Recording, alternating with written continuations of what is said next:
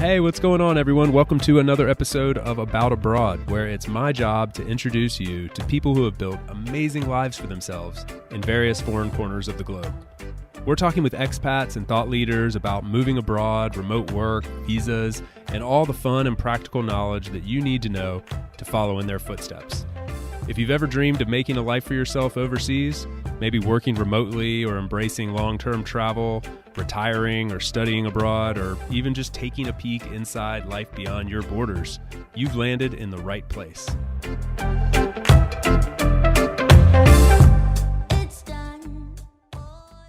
My guest today is the founder of RePeople. His name is Nacho Rodriguez, and he's based in the Canary Islands, which is a beautiful archipelago down off the coast of Africa, a part of Spain, and something we'll dive deep into today during this interview.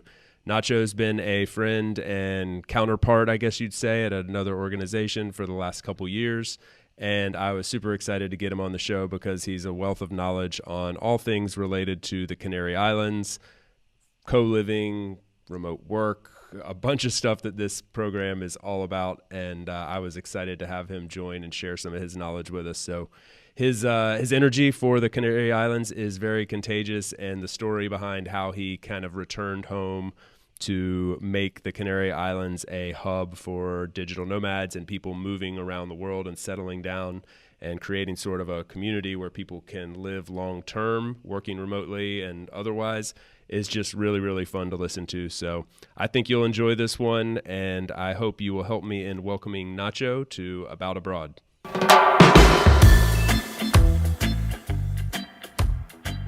Nacho Rodriguez, bienvenidos a About Abroad. How are you, my friend? Doing very good. Muchas gracias. Gracias. So good to see you. It's been way too long. Super excited about having you on the show. When I started this show, actually, you were one of the first people that came to my mind that I said, I've got to get you on here eventually, but you're a very busy guy, so I appreciate you making the time. I'm excited about this. Great. Where are you now? Are you in Gran Canaria? I'm in Gran Canaria in my home office in Las Palmas city in particular. So yeah, I worked quite a bit from my home office, even though I run co-working spaces. But I've gotten used to work from my home office and love it here. Yeah, everybody has to pick their own space. Well, speaking of the co-living space, let's dive right into it. So you are the founder of RePeople, which is a lot of different things, one of which is co-living, which I want to spend a good bit of time on today. But maybe give everybody a little bit of background real quick on what RePeople is and some of the things that you do, and then sort of segue right into the co-living aspect. Awesome. Well, actually, for people to understand why we are a lot of things, I'm going to try to summarize the last 6 years in a minute or a bit more. This adventure started 6 years ago, us opening a co-working space, which actually was more of a shared office. We had an empty office space that we needed for a particular project, and it was too large for this project, and decided to open it up to other people to use it. Particularly, we were thinking back in the day about some of the freelancers that we were collaborating with on this particular project, local freelancers, and that's when we encountered this movement, right? The digital nomad movement back then, which was already a thing in Las Palmas 6 years ago. It was there were already a lot of people coming and working remotely from Gran Canaria for a part of their winter.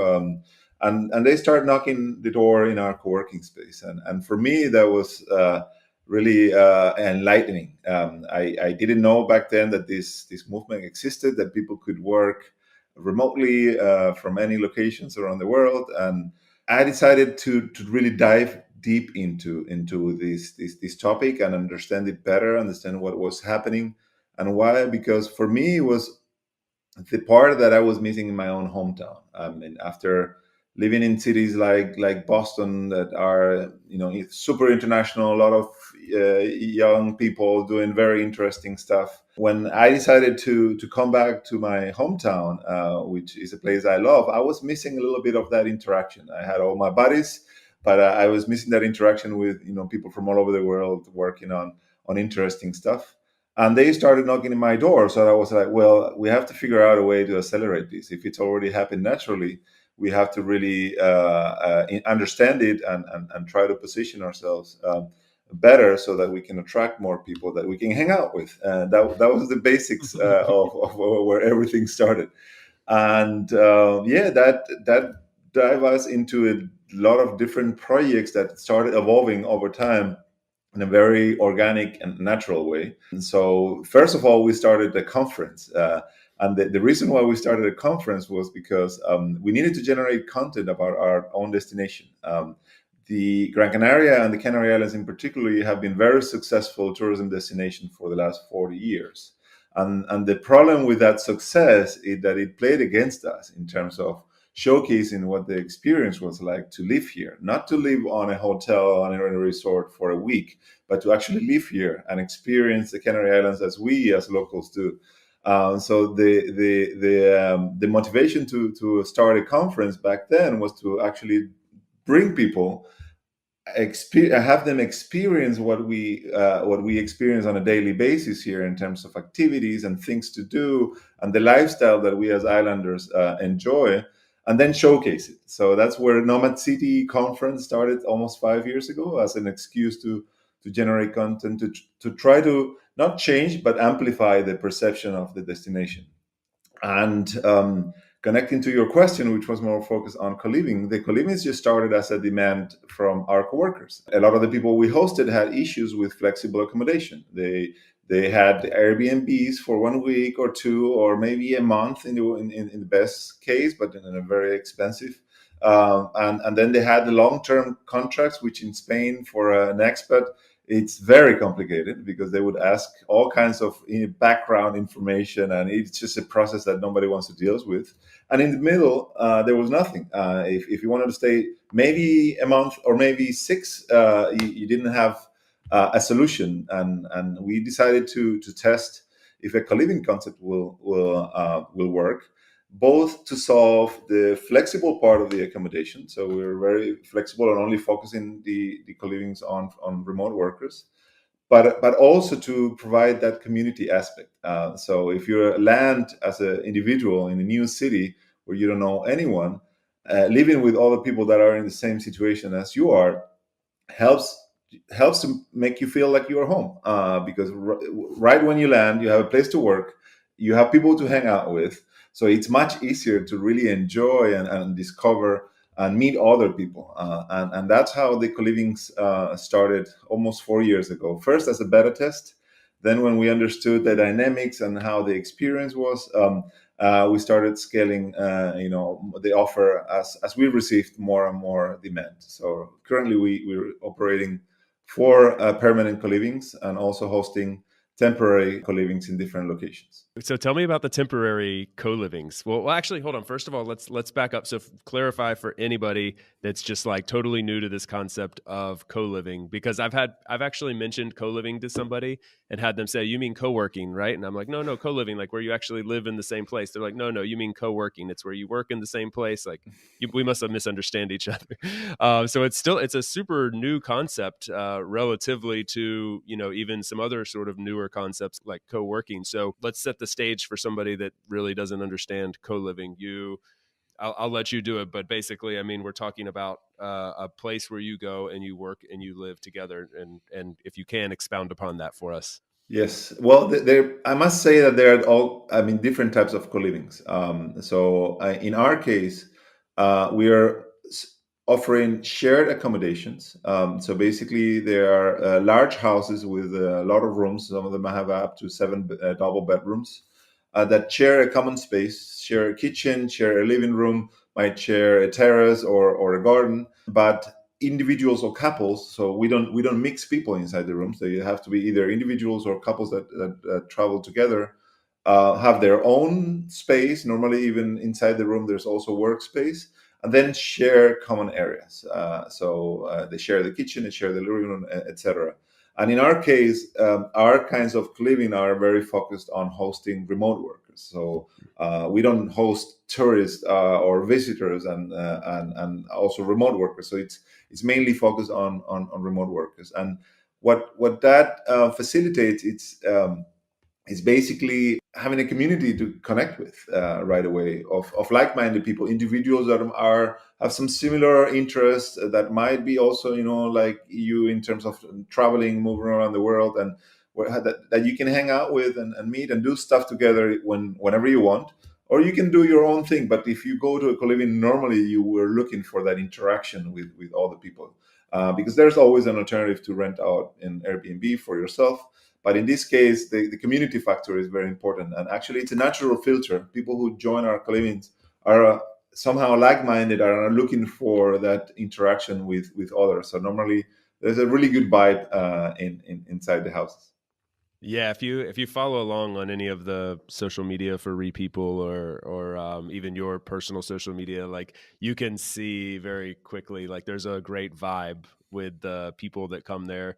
They're like you're immediately kind of surrounded by people of similar mindset, and you have a great place to work, strong Wi-Fi, dedicated space, awesome setting in a beautiful location. It really can't be beat on the surface. And you mentioned singles and couples. What about families? Is there any sort of you know tendency to cater towards families in some sort of dedicated way? I think it's a growing trend. We're seeing more and more of this as you get people who have couples who now have the ability to both work from wherever. They're saying, "Hey, how do I bring the kids along on this adventure?" Are you doing anything to cater to that crowd?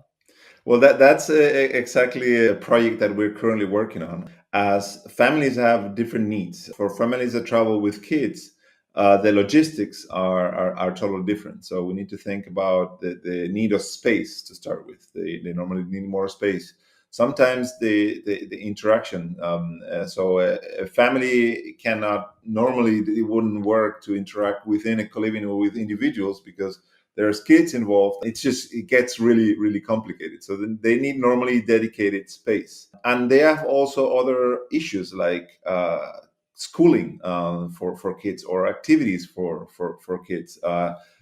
So we are currently working on that. We're currently working on a real estate project that caters families, where the idea is to provide families with larger spaces, 2 or 3 bedrooms, so that they have their own space, but also where we can offer community space for families, where we can have maybe a co-working space for the parents that might be out, alternating taking care of the kids with working, but also a place where kids can play, and we can offer services for childcare while they're enjoying, but also a social space where the families can meet and have a barbecue together and enjoy their stay. Obviously, cater to families normally travel slowly, right? They don't travel as fast. So normally for midterm, 6 up to a year or even longer, right? So that it's sometimes connected to the school year.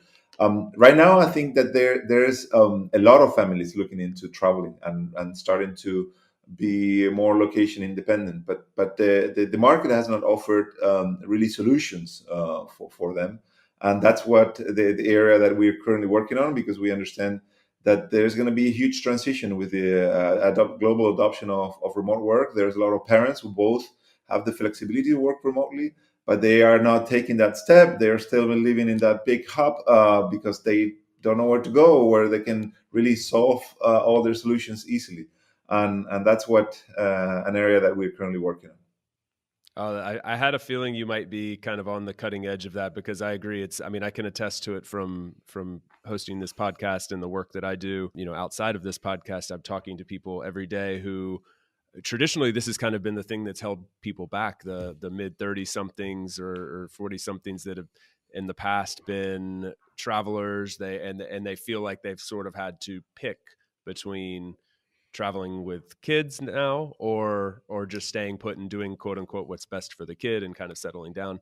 And people are starting to test the waters with how do I push the boundaries on that. So it's really cool. I've recently heard about like a nomad school kind of thing that's getting set up in like particular nomad hubs. I don't know if that's been set up yet in the Grand Canaries or not, but basically it's like where you could move around. It sounds like, in like your kid could easily transition from one hub to the next as you sort of nomad around. Well, the interesting thing about this transition that COVID has accelerated, it's that also education has been transformed. It's living through a huge transformation that I personally think that it should have happened a long time ago, but it was just really trying to hold to what's been the old way of doing things.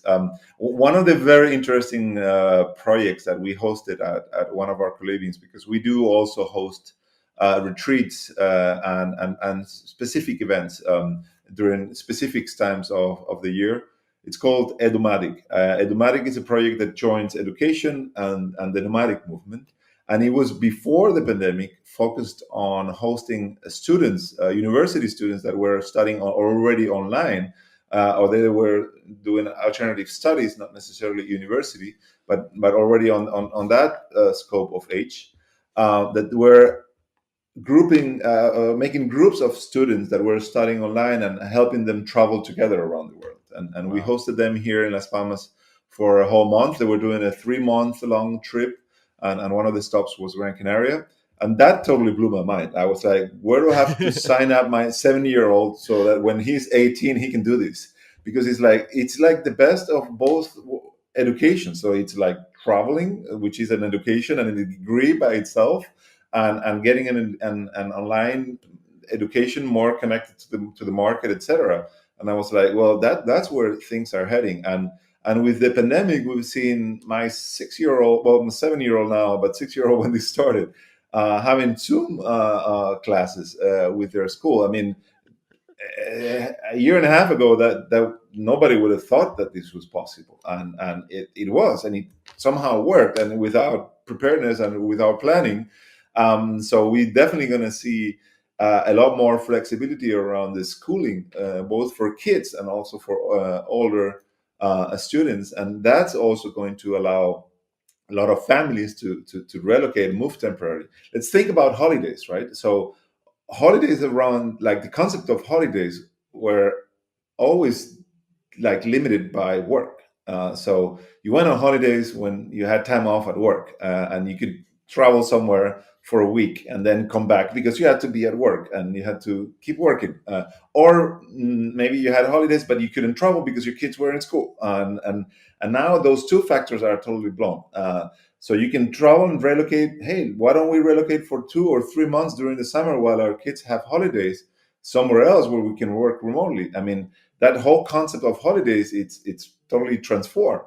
And there's going to be also a transformation in the hospitality sector, catering services for families that now have a lot more flexibility. Totally agree.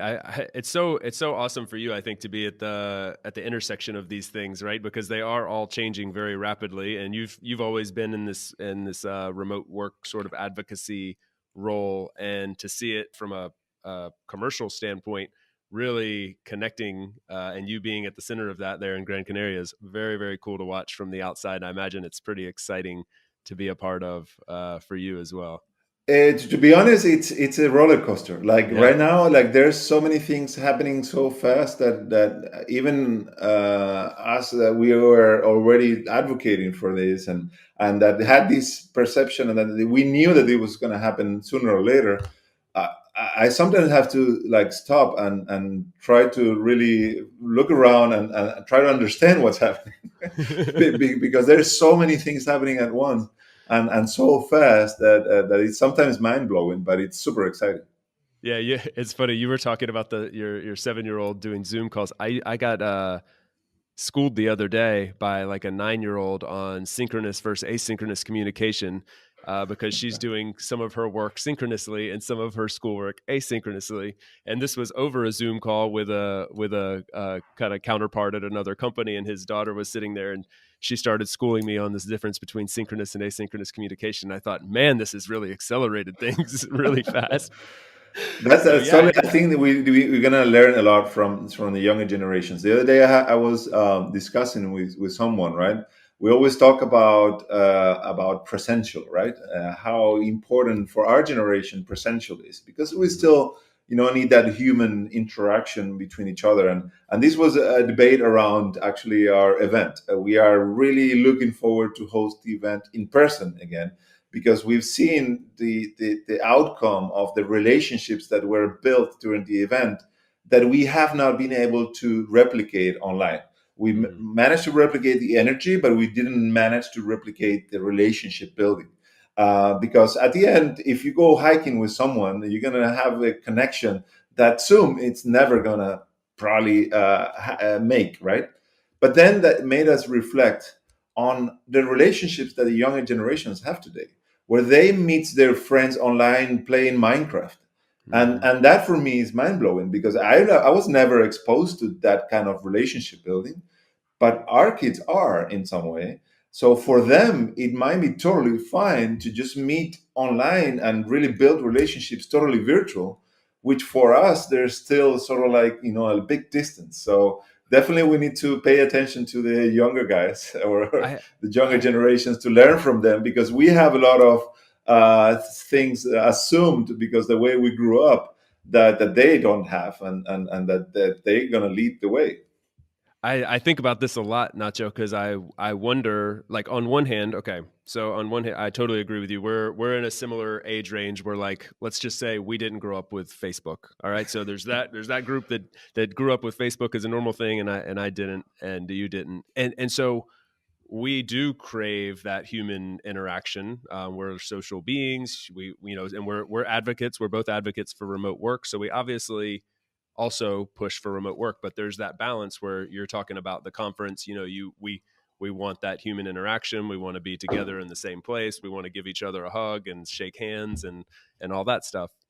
And then there are that other group and like your 7-year-old who will grow up making friends, playing Minecraft and learning how to make friends virtually. And they have a big advantage over you and I, in that will be very normal for them. And it would be a shame to prevent them or to stunt that growth that they could have, because that is the future. And then on the other hand, as the pre-Facebook generation, we also want to say, hey, but human interaction's still important too. There's a place for it. And if they challenge me and say, why? I can do it all online. I can do it faster. Don't you talk about that in the workplace every day? And I don't have a good answer for that. So I don't know. Like, you're a dad, you have kids, and you're also at this intersection of these things. I wonder if you think about this and what your thoughts are, and I don't know if you can elaborate on it anymore. Well, the thing is that we need to challenge the status quo at all times, and particularly in these times where things are going to be evolving so fast. Like those assumptions that worked for centuries now they will be challenged at all times. So right now, I think that we need to be super flexible, and we need to reflect on our own assumptions and values, and understand that things are going to evolve, and that we need to be flexible, or at least try to understand that the things might not be the way we think they should be, and that's probably the best way to approach it, because there's going to be certainly different realities. I think that for all the generations, they're going to have their own vision of the world and their own truth and their own values, and from there until the younger ones, there's going to be a whole gap and a whole range of ways of interacting, of seeing the world, of understanding the world, that it's going to be quite different. Yeah, it definitely is. It's interesting. Changing times, changing more rapidly every single day. We'll be right back to the show after a quick break for a note from our sponsor.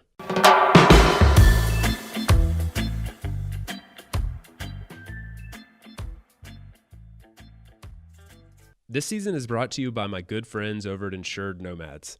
They're the absolute best in the business when it comes to providing health, travel, and medical insurance for nomads, expats, and really just all forms of world travelers.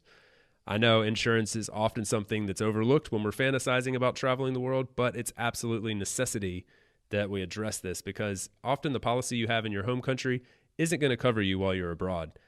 And it's also a requirement, as a lot of people may not realize, to actually buy private travel or expat insurance, as it's called sometimes, to obtain a visa or even enter certain countries.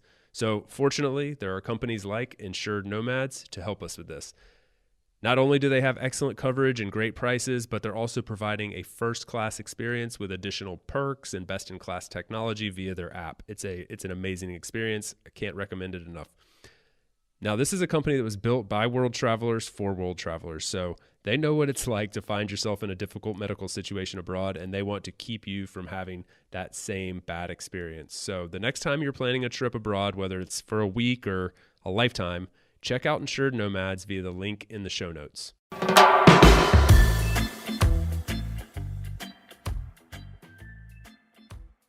Okay, now back to the episode. Coming back to the conference real quick, we kind of didn't close that loop. Can you tell the audience a little bit about the upcoming event that you have? We're all aware things change rapidly these days with COVID and such, but the plan now, what kind of where the event itself has been in the past and what you forecast for 2021. Well, just to summarize also the story of the event. So, as I mentioned earlier, the event started as an excuse almost 5 years ago to generate content and portray the destination for remote workers. More focused back then because that's where the critic mass was around the remote work movement. It was the digital nomad movement, which were more individuals, freelancers who back then had the flexibility because in the corporate world, 5 years ago, there were very small, very few companies who were adopting distributed work by default. So the event itself has been growing and learning and changing.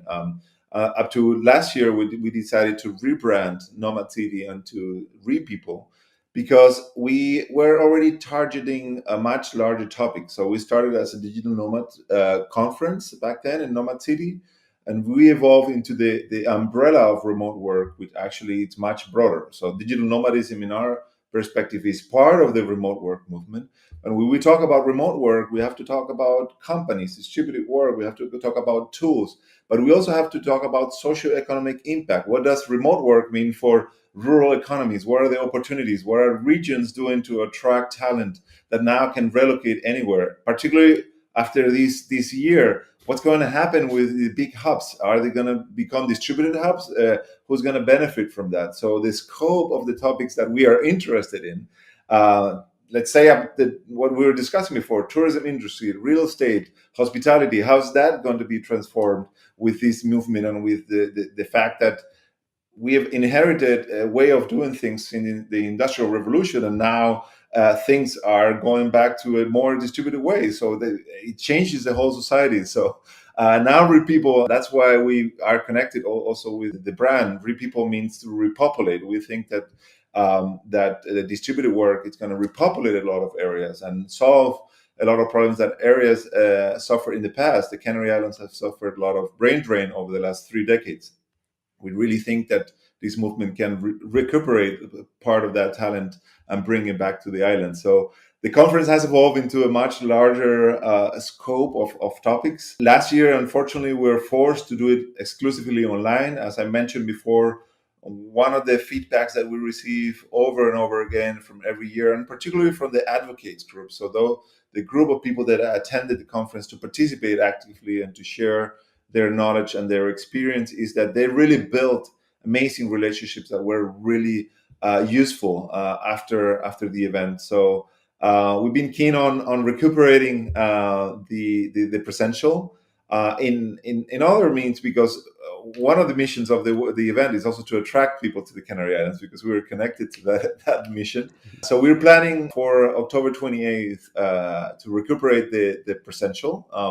Mainly here in Gran Canaria. But as we were planning the event and understanding how this crisis and this pandemic was evolving, we realized that we had to go hybrid. So we understood that people might not feel comfortable attending in person, and we respected that. And we said, okay, well, we're going to do a hybrid too, so that people can connect from anywhere in the world if they don't want to travel, if they want to hang out around other people. But then we realized, well, there's travel restrictions. So why don't we do it also co-located? Back then, for example, US citizens couldn't travel to Europe. We're like, well, if they cannot travel to Europe, we're going to have to go to the US. So we decided to already work on 2 co-locations, both in the West Coast and the East Coast, in Boston and in San Francisco, and also working on a couple more co-locations in Europe, so that we at the end distribute the event. So we are really making a distributed conference so that people can attend wherever it's closer, more convenient for them. But also this allows us to also reduce the capacity of the event, so there we can have things more under control and also stay under the limitations of each city. But also we want to bring a global experience, so we're going to connect in a synchronous part the locations. We're going to jump from one location to the other, so that even people that are attending in person in any of the locations can feel that they are part of a larger event and a larger community. To summarize that, you'll have physical, presential locations where people can meet up in person in real life, not over a screen, in San Francisco, Boston, Gran Canaria, and then probably a couple other places that by the time this airs will be firmed up in Europe. And also it will all be online, so people can be attending virtually from anywhere. And then you'll sync those locations up for a period of time so that it feels like you're all together from San Francisco to across Europe. Correct. Basically, what we're going to sync, it's a 2-hour agenda. The event, each location is obviously going to have a much longer agenda and specific to each location and to the community that is going to attend each location. But basically what we're going to do is during that 2-hour span, we're going to sync all locations. We're going to jump from one location to the other. If we're going to start with a keynote in Gran Canaria, that's going to be live streamed to both online, but also to the other locations. And we're going to do a loop around the different locations so that we have at least a keynote in each location and people can feel part of this as a global event. It's an experiment, but that's what we have in mind, and that's what we're putting together. As a fellow pre-Facebooker, we have to be pretty impressed with how far we've come with the fact that can be done, right? Like it sounds like a challenge, but it doesn't sound too far fetched. Like, oh yeah, we can surely sync up multiple conferences across the globe, throw parties around the world together and get everybody together and build a community. That's amazing. Exactly, we're leading the way. It's could be a very good model for others. I mean, online events, are a big growing space. There's companies like Hopin, which just reached 500. What was the value? They reached like 500 billion. I lost track of it already. Some crazy astronomical number. It's a fully remote team building remote conference software, and it's crazy. This is a growing space, and that's a very cool concept because it has been again about like a decision between, do we meet in person or do we do it virtually? And the virtual thing you do miss something about that, at least for us pre-Facebookers. We miss that getting together. And then there's the virtual aspect actually I think is a lot more efficient from a digesting the content. It's a lot easier, as a viewer. I can pick and choose what I want to listen to and what I don't, and Correct. I can tune into the networking thing when I want to, and I can check out when I need to recharge the batteries and don't have to fly there. And so there's a lot of trade-offs. Ultimately, I'm always lean towards the meeting in person thing, because I think especially, a lot of remote workers, we're working pretty isolated a lot of times. So when we get that 1, 2, 3 times a year opportunity to get together, that energy is very contagious and can definitely help recharge. Well, I must say that also the nature of our conference, it's probably totally different from a traditional conference. All the events that we hosted in person, the content was sort of like centered around 1 or 2 days. But we encourage all attendees and all participants to visit us at least for a week. And we had a whole week of planning, of activities, of meetups, afterworks, etc. So by the time that people actually arrived to the conference, there was a crazy energy. Like it was really high level of energy because people had met each other, had time to really interact, to hang out together, to do some activities that a lot of them had in common together. So there's no better way to network than going on a hike together. It's crazy, but the relationships and the deepness connection of people going on a hike, if they both obviously like hiking, it doesn't. There's no comparison to that, and we've realized the outcome of that is that great relationships are being built and new projects have been started because of the event that we put together, and obviously we like to continue that path. Yeah, absolutely. And that's a nice little segue, because you mentioned hiking. And if you're unfamiliar with the Canary Islands, you may be thinking of like flat, tropical, like Caribbean island beaches, or something like this. But I just recently, I think you know this, Nacho. I just made my first trip to the Canaries this year. Spent a month working from there. Unfortunately, because of COVID, we couldn't line up a face-to-face meetup and do this in person. But I was blown away. I knew a little bit about the Canary Islands. I thought I did.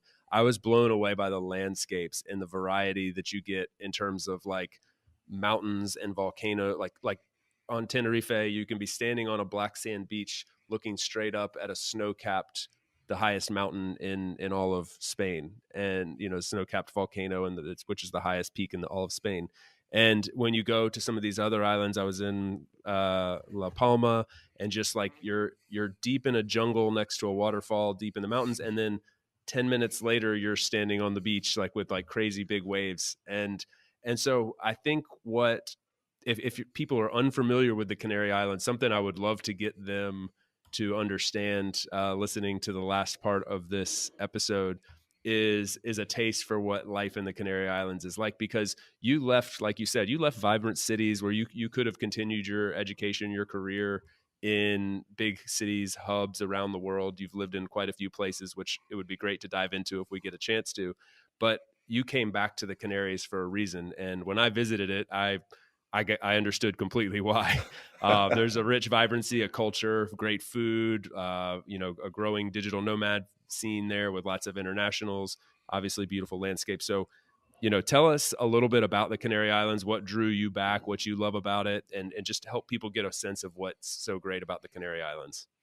Well, I was born and raised here until I was 18. I did travel a bit when I was younger to Germany because I went to a German high school, and I was exposed, to other locations when I was younger. And when I was 18, I managed to get scholarships in the US, and went there for school, and then traveled around all over the US, then came back to Europe, lived in Germany for a while, traveled around Europe, and to a point where I was like, well, I kind of like it back home. But it was important for me to really get that exposure, because unfortunately, I think a lot of the Canary Islands who don't have the possibility to travel as I did, sometimes they give things for granted. And I did it. I managed to really, have a vision of alternatives around the world and other places to live, and compare quality of living here and there. And I was like, well, I want to go back home, and I want to live there, and I want to work there, and I want to generate, if I can, impact locally. So and as you mentioned, sometimes even limiting my professional capacity too, because back then remote work wasn't a thing when I decided to come back. And I could have stayed and worked for large corporations in Boston or in Berlin or whatever, probably making more money and having more like professional career. But I was like, no, I mean, I want to go back home. And for 10, 15 years, I worked in the renewable energy sector here in the Canary Islands, also driving a good amount of positive impact to our region. And then I discovered remote work, and I was like, wow, that's the perfect. So I can work remotely from here. I can meet people from all over the world. My hometown, this is like, it can't get any better than this. And the reason, and what you brought up, which I think it's very important. I think that's one of the reasons that makes us a spatial location around the globe for people who are location independent, is actually the diversity that you can find in 8 small islands in the middle of the Atlantic. Because I don't think you had a chance to go to Fuerteventura yet, but that's just sandy beaches, desert looking like Caribbean style beaches where you can all kite surf and windsurf and scuba dive all day long. And then you have the other spectrum, which is La Palma, which is 80% of the island. It's a national park, and you can go hiking. It's pure nature, wild, untouched beauty. And in the middle, you have a lot of things. So, and in fact, when we promote the destination, we promote the destination as a whole, because we know there's going to be people who love to kite and just be sandy and all day long in Fuerteventura. We know that there's people who connect more with the hiking and the nature in La Palma, or that they love the urban, more style of living with the beach by the city in Las Palmas, and they prefer that combination. And so there's like a part of the world for everyone. In fact, Gran Canaria, we call it the miniature continent, because in a very small space you have a huge diversity of landscapes within like a 30-minute drive. And that's what makes this archipelago different. And that's what we're trying to project, trying to advocate for, to really drive talent, to also recuperate talent, which is something I mentioned before. With this global adoption of remote work, we were really excited to see a lot of Canary Islanders that had to leave the archipelago because they couldn't find those jobs that they deserved here locally, to come back and keep, doing their professional careers remotely from the Canary Islands. I think that's going to drive a huge impact in our region. So yeah, we love it here, and we will welcome all you to come visit and experience it for yourselves. I can attest. Yes, give it a try. It's a beautiful part of the world. I was curious, actually, like it's so far from mainland Spain relative to the rest of Europe, and I mean, things are relatively close in Europe. A fellow American might say, "Oh, it's only a 3-hour flight. That's nothing." But when I talk to people in Valencia who think that a 2-hour drive up the road or 3-hour drive up the road to Barcelona is far, then they think Canary Islands are really far away. How do Canary Islanders look at the mainland of Spain? Is there a tight connection, or does it feel very distant, not geographically, but what's the connection with Spain in your mind, like the mainland? I think the Canary Islands as a whole, we first have a very strong identity in terms of we probably would say that we are Canary Islanders first. At least I do it, and then I'm Spaniard, but I'm Canary Island goes first. But I think we are very connected to Spain and to the Spanish culture as a whole, with our differences. We have a different accent, more closer to the Latin America. We are often confused with Venezuelan or people from Chile, because I mean, for example, my grandfather emigrated to Cuba and to Venezuela when he was young, and then he decided to come back. So there is a very strong connection between the Canary Islands and Latin America, but there's also a very strong connection to Spain. And geographically, interestingly enough, the fact that we're in the middle of the Atlantic, somewhere lost there off the coast from Africa, also has some very interesting facts. I mean, we're like 3 to 4 hour flight to Brazil. We will be a 5 hour flight to Miami. And we are still 2 hour flight to Madrid. So we are in a geographically very interesting point in the world. So obviously that also has some benefits, like having one of the world's best climates, which also is connected to our location. So there's a lot of good things about being where we are. Yeah, absolutely. Are there direct flights to some of those places that you mentioned, aside from, or do you connect back through Madrid? Right now, we're very well connected to everywhere in Europe and everywhere in Africa. There's a lot of direct flights. Right now, the local airline, which is actually growing quite a bit. It's starting to offer in flights to the US. Right now, as far as I know, there's no direct connections to Latin America. But as there's influx of people moving, it would make a lot of sense for an airline to set up a flight, just because it's so much shorter than actually having to fly to Madrid and then go back to the mainland. So it's a matter of having enough people moving, so that will be a reality. Wow. That's I hadn't actually really thought about that, because I was just flying back and forth between here and Spain. That's a very strong feature, because I mean, if you're close to getting back home, wherever home is always a concern for people that are considering moving abroad for the first time. What if I have to get back in sort of an emergency? Yep. Are there direct flights? In a lot of islandy areas, you often have to connect back. You're 3-4 flights away, and it takes a day. That's really interesting. That's great. Well, one of the benefits of being a massive tourism destination, the Canary Islands, we need to think that before the pandemic, managed to receive up to 15 million visitors. That's a lot of people, and that's a lot of flights to everywhere in the world. So as that type of tourism gets activated again, I mean, we used to be able to fly pretty much everywhere and super cheap. So connectivity hasn't been an issue in the past, even though we are located where we are. Another interesting factor of the Canary Islands is that we are a telecommunication hub, and that's why I have a 1 GB connection, symmetrical connection at home as a standard here in Las Palmas, because we are a hub of all the fiber optic cable that connects all the west coast of Africa.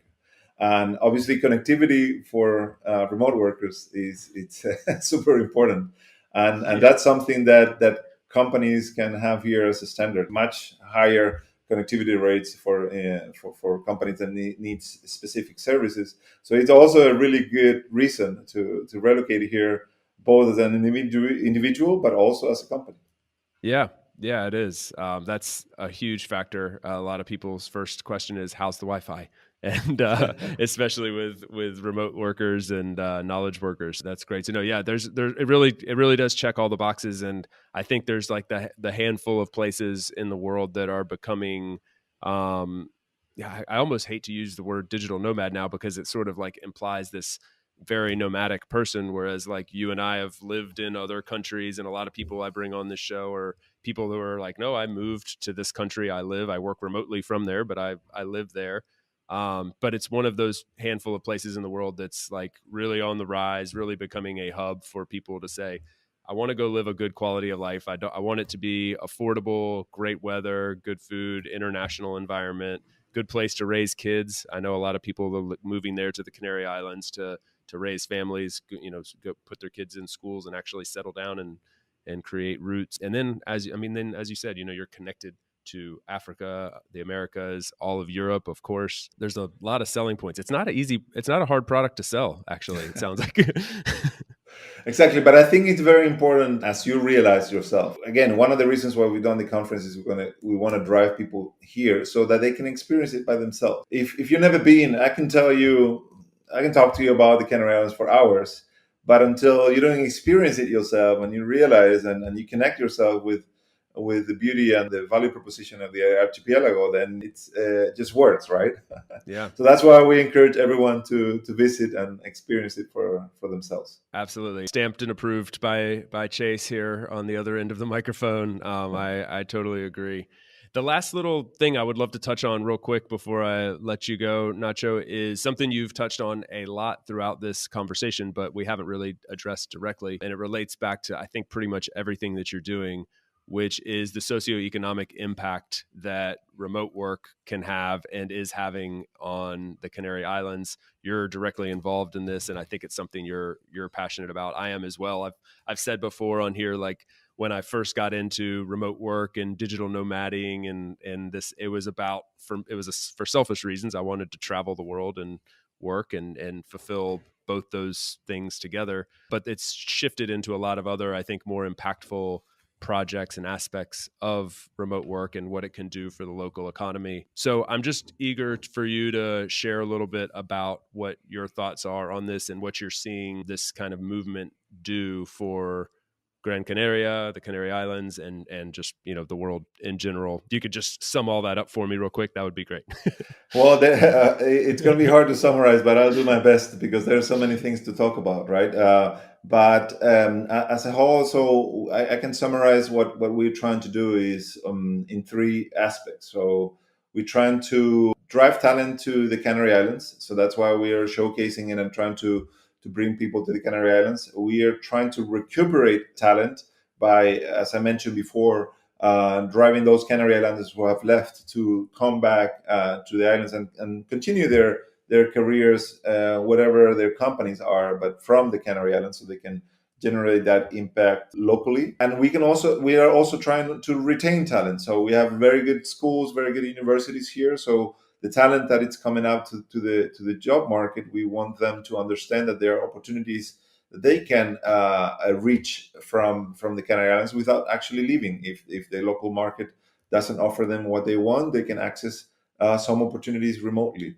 So those three things are a big part of the socioeconomic impact that we're trying to drive in the Canary Islands. But also when we talk about sustainability, there's a big connection between remote work and sustainability, and one of them is connected to our main industry, so tourism. As I mentioned before, we used to receive 15 million visitors per year. That means visitors that came for a week for the traditional 1 week holiday, and we're trying to swift that into more of a long-term type of visitor where we don't need that much volume, but we need more sustainable type of visitor that connects better to the location, that travels slowly and generates more impact than traditional tourism industry. So I would summarize, those four factors, right? So sustainability and attraction, retention of talent. Perfect. That's a great way to summarize a very broad topic, and I would love to do a whole episode just dedicated to that. But I thought it was important to at least touch on, because I think for a place like the Canary Islands, you said something earlier. I think you said brain suck or Brain drain. Brain drain. Yeah, that was it. When you said brain drain, that really resonated with me, because you think about these places that are just have everything else, but they're lacking just a bit of industry. And then you see this fleeing of people, of young talent going to these hubs where they may not even really want to live. And I think it's really great to kind of see that moving in the other direction. And it's one of the main benefits of remote work. And so I'm happy to see it, on a personal level. I'm happy to see it positively impacting you and the community you care about. And then on a global scale, it can do so much for communities across the world. Totally. That's what we're working on. So hopefully more people will join and do their own thing in their hometowns too. Yeah, I hope so. And you've kind of been liaisoning with some of the other organizations across the world I've seen that are doing this in their local communities, which I think is really cool to kind of see the powers combine there and help each other out in some different communities. So very cool. Yeah, totally. I mean, this movement and this opportunity can be replicated in many other places. It's just a matter of showcasing the natural values of each place, because they are different, and trying to attract there, the people who connect and resonate better with those values. Yeah, absolutely. Nacho, this has been super fun for me. A lot of interesting information. There's actually a lot more that I would love to have gotten into, but our time has flown by here, so we'll have to do it again another time. Thank you so much. I will definitely link to RePeople and all the information that we discussed. If there's any other places where people should follow you or your work or the work of RePeople other than the main websites and social handles, please let us know. Or if there's anything else you want to add, go for it. But again, thank you so much for joining, and I hope we can do it again. Well, thank you, Chase, and also thank you for all the work that you're doing advocating for remote work, both at a personal level and also as the great work that you develop for the company that you're currently working on. Yeah, thank you. I appreciate it, Nacho. I'm glad it brought us together. Hopefully, people will now know a good bit more about the Canary Islands, Gran Canaria, RePeople, and we'll continue to see the movement grow. Thank you. We'll hope so. Gracias, amigo. Talk soon. Bye-bye. Thanks for tuning in today from wherever you are in the world. Once again, I'm Chase, and this has been another episode of About Abroad. You can visit aboutabroad.com to get our latest updates and listen to past episodes, or find us on Apple Podcasts, Spotify, Stitcher, really anywhere you get your podcasts. On that note, if you enjoyed the show, feel free to subscribe, and if inclined, leave a few stars and a review. It's truly, truly appreciated and will help more wanderers just like you find us. Until the next time, adios from España.